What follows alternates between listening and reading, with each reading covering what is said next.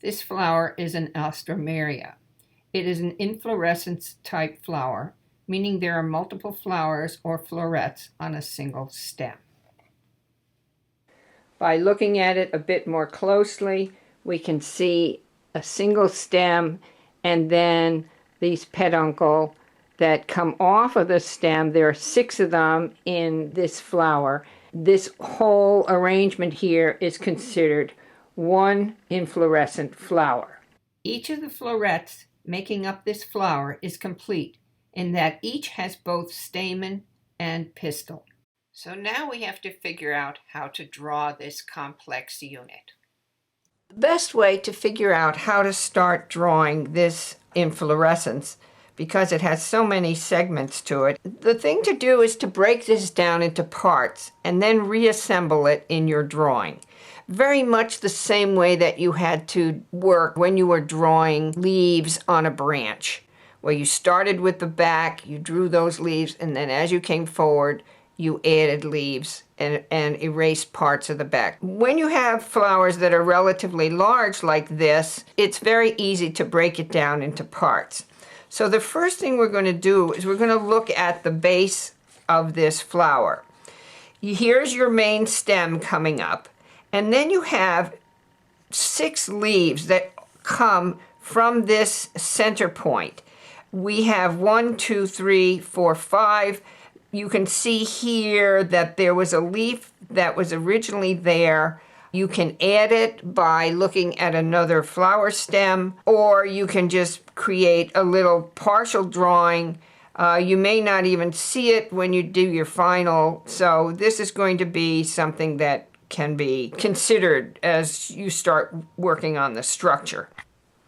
If we start to look at the florets themselves, you can see that they're at very different angles, and there's quite a bit of confusion going on as to what belongs to what and how it joins into the stem. Because this is a photograph, it may not be exactly what you see in real life, but the whole idea is that you must remember that each one of these flowers joins into that middle stem. I've taken some photographs of each of the individual flowers so you can kind of get a feeling for what you might have to go through in order to do individual drawings and then assemble them. So here's my first flower. I cannot see in this photograph or this one that there is a stem, but we know that it comes down, and because these are our stem leaves, we know that this stem is going to come down in here somewhere. Then we have this flower here, is basically this flower here. But I've pulled this front flower away so that you could actually see the movement of this stem. And this probably will be elongated a little bit more, depending on what you see in your flower structure, before it gets attached to this main area. This next one is actually this one here. It got, my angle is a little off, but the whole idea here is to actually see the stem movement, so that when you draw this flower, you'll have enough peduncle there to know where it attaches to the base stem. This one here is this flower here. My angle is a little different only because I was trying to work away from this flower so you see the actual peduncle movement, and then you can see how the leaf that's attached to the peduncle actually comes off that peduncle. This is my 5th flower, which is the one hiding behind this one. And again, look at the way this peduncle moves. It's just beautiful, graceful movement.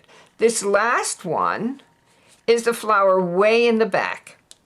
And by the time you finish reassembling everything, you probably won't see much of this flower at all. It's important to have all this structure as reference, so when you put this together, everything looks like it's part of the same flower.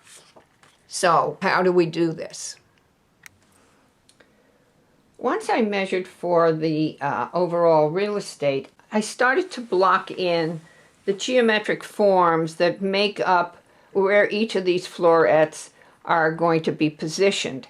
I can now take this and use it as a guide for where I need to put different sections of this flower. So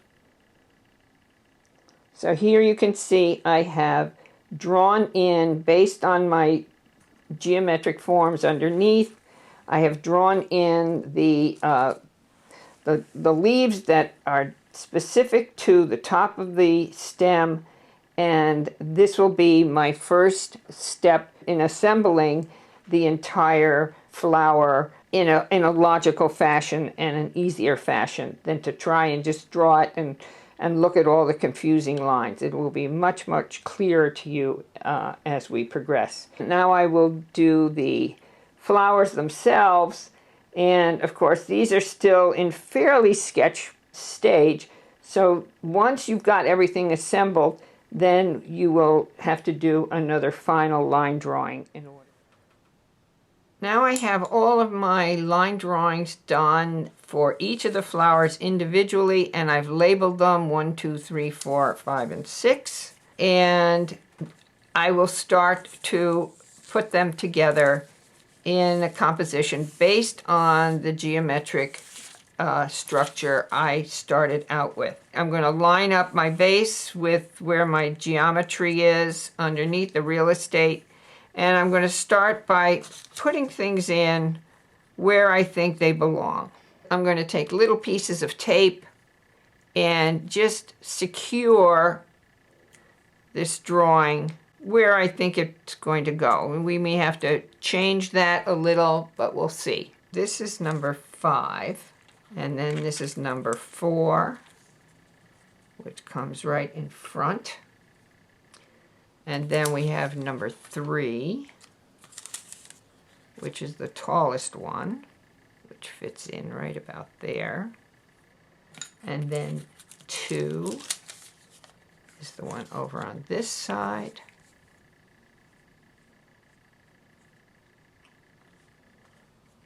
And last but not least is our front, and he fits right about there.